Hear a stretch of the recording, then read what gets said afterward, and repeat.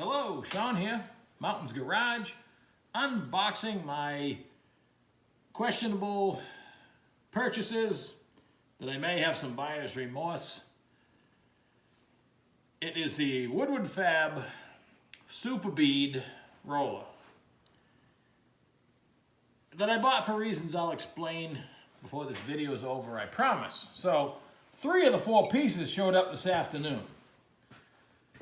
FedEx. I ordered them Friday afternoon, Summit Racing.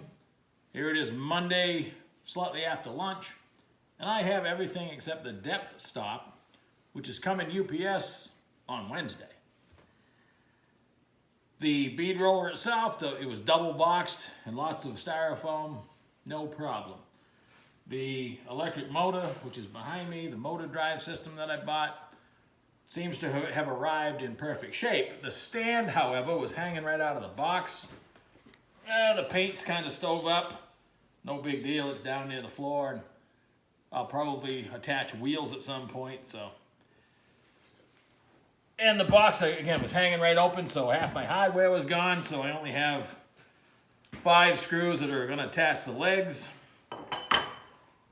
And I'm blocking the view here. There was only 1 bolt that's going to hold the stand to the bead roller. I found another one of those. Actually, I found 2 that I like better. I had a whole bag of them.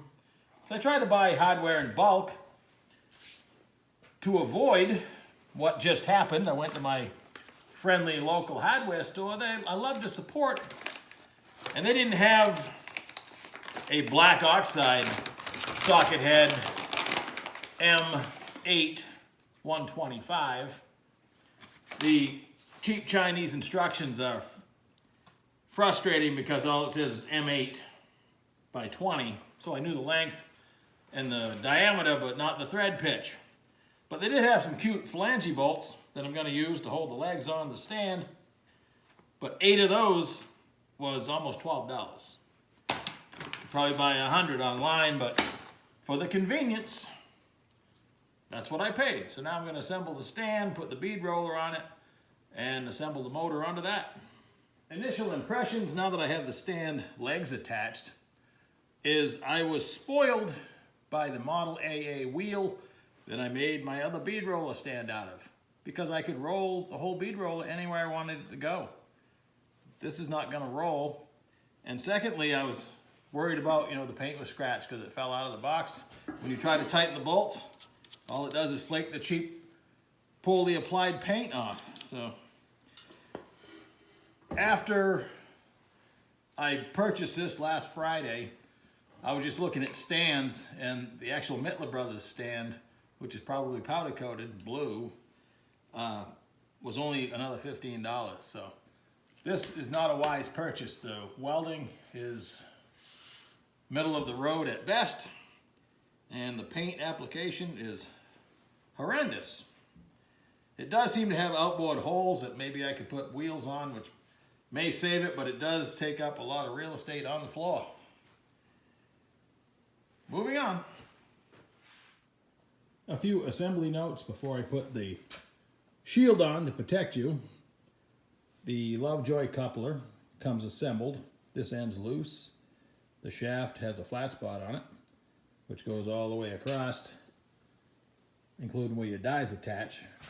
You want to time these gears so when you go to take the dies off, both Allen screws are facing so you can get them all at once without having to keep spinning around to find them both. This does have M10 1.5 threads in the end as well. And Allen bolts, I just took the dies off so I could perfectly align the shafts, because you also want that. And then you take all the end play out with the stops, and then make sure the gears on all the way. All the set screws are all lined up. And tighten up the Lovejoy. They don't tell you, but I figured it out. You have to, the holes in this bracket are slotted where it joins the bead roller. It actually holds the bearing blocks. The bolts come in this way. You have to slide this back enough so you can still get the shield on between the bead roller and this. And make sure you have enough engagement here, which I had no problem. And now I'll put the dust shield on. I ran it around several times to make sure everything stayed in alignment. It is nice and quiet and very smooth, and the pedal is variable. So let me assemble the shield and we'll give it a test drive. Assembled at least as many parts as I have so far. No depth stop yet. I'm still going to make a table. I like that the decal reminds me of the old Mopar stuff. The stand, as much as I am not thrilled by it, it does have seemingly plenty of room for dies. I like that the shafts are threaded M10 1.5, and I'm going to build shaft extensions and potentially adjustable as well, so you can adjust the dies in and out. But if I add 5 inches onto this, it's at 19 inches now. It's advertised as an 18-inch throat, and that would make it a 24-inch depth, and you could do a 4x8 sheet technically. The shield's back on it. I had to mark forward and reverse on the switch. The foot pedal is nice and smooth, and so is the motor. It's also very quiet, and it is nice and slow. Okay, so now let me answer the question why I chose this particular bead roller. The 1/2-inch plate style bead roller, it's the cheapest one you see for sale everywhere, Harbor Freight, Eastwood, you name it, they all kind of sell the same one. They're all over the internet. They're a couple $100. You can take that, and I've done one, my brother did one, his came out nicer than mine, and you can reinforce it because the 1/2-inch plate, the C wants to spread and move, so it needs reinforcement, and it's easily done. You grind off all that cheap paint and weld some heavy steel on there, and you can make a decent bead roller out of that. The reason I was attracted to this one, even though it's a plate style, is it's 5/8 thick, so it should, and it's claimed, it has some pretty good reviews, the Woodward Fab Super Bead, that's what it's called, of not needing any reinforcement. On the cheap 1/2-inch plate style bead rollers, like I mentioned, when you back the tension adjustment off, it doesn't lift the upper shaft. This one has a special bolt and a groove cut in it, and when you back that off, it's picking up the shaft. So that's nice. It has bushings everywhere. It's, for an imported bead roller, it's $246, I think. So it's only $40 more than the 1/2-inch plate one you need to rework. This one, I just ran it at capacity, slightly over. Didn't bother it a bit. So there's one bonus. Now this whole setup, let's call it cost me $1,000 with 7 die sets. They give you 1/4, 3/8 and half bead, 1/16, 1/8 inch and 1/4 inch step, and a set of shearing dies. So you can actually, instead of using tin snips or throatless shear, you can actually use the bead roller to cut your sheet metal, which is pretty cool. Draw out a design and shear it right off with that. That's pretty cool. So this came with 7 sets of dies. The other bead roller I had, I only had 1 set of dies, and those were 3/4 bore because that was considered a professional bead roller. And I spent a large investment on 10 sets of dies. Is that what I got? And long story short, they were junk. I spent $1,200, $1,300 on them, and I've sent them all back. They wobbled. They weren't bored correctly.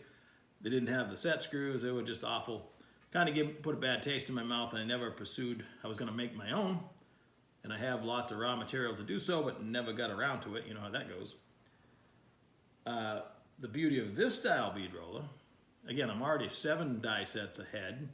Yesterday, while watching the Daytona 500, I bought another 10 sets.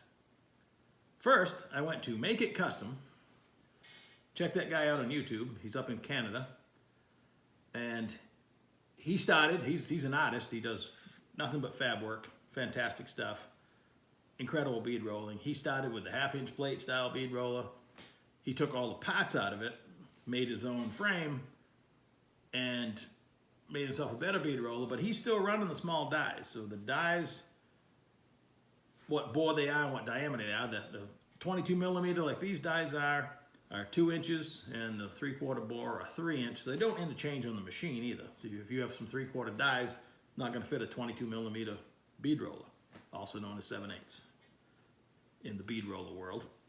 So the value, again, I bought 10 sets for $200 yesterday. They're not here yet, but first I watched Make It Custom. He did an excellent video on all his dies. He ran each one on a piece of metal, showed you the ones he likes, the ones he can do real good work with, and he ran some he just got. And I pretty much just saw what he liked and didn't like and found whole sets online for cheap money. I bought 2 sets for $200. So that's awesome. So I look forward to getting those. I haven't got them yet. And I'm going to, like I said, make a table so I can have a little more control with the work. And I'm probably going to need more studs to put my die sets on because I'm going to be flooded in dies. My other option that I didn't go with, and I'm still kind of torn about it because this is an imported piece of junk. Let's be honest, but it's a high quality. It did win some awards. The bead roller itself, they actually tried, whoever spec'd it and had whoever build it. I mean, the motor's nice and quiet, it runs good. If it quits, well, I guess we'll go down that road then. I guess that could happen with any of them, but so this part itself is fine. The stand is eh. My other option, which still haunts me, was the entry-level Mittler Brothers has a 24-inch. It's billet aluminum with their homeowner motor. It'll do 19 gauge. This is rated for 18 gauge. And you can buy that. Shipped to me was $100 more than this one, like $1,100. But I don't have any dies, and the 3/4 die sets are $60, $80 to over $100 a set. So I would spend thousands, over $1,000, compared to what I bought yesterday for $200. And much like the Make It Custom guy, the dies aren't what's holding you back. The size of them, actually the fact that the 22 millimeter shafts, the dies are actually smaller. You know, some experts say that they're easier to maneuver. If you are doing artwork, I'm not going to do artwork. I'm making floorboards and firewalls. I want to put some detail in it, but I am not, at least at this point in my life, doing any artwork. So should I get to that point and this will not fulfill my needs, I will upgrade, I guess. It'll still have value, and it'll probably serve me for, you know, who knows how many years. So it's what I got. It's what I went with. Once you make a decision, you kind of got to stick with it. It's, you know, you can't foresee the future. I am impressed. The one I motorized, the 2 that I motorized, I had a variable speed on a knob, and my foot switch was just on and off. So I would choose one speed and be happy with that. And that actually works pretty well. But having a variable on the foot that when you first ease into it, it's really slow, and even if you floor it, it's not that fast. So you could go, your straightaways, you can go pretty fast, and then in the corners slow down. So I look forward to trying that out more when I get it completely set up. And that's that, I guess. So when the more dies show up and I get my table installed and my depth stop, we'll revisit to see how I like it in the future. So that's all I know about bead rollers right now. And thanks for watching.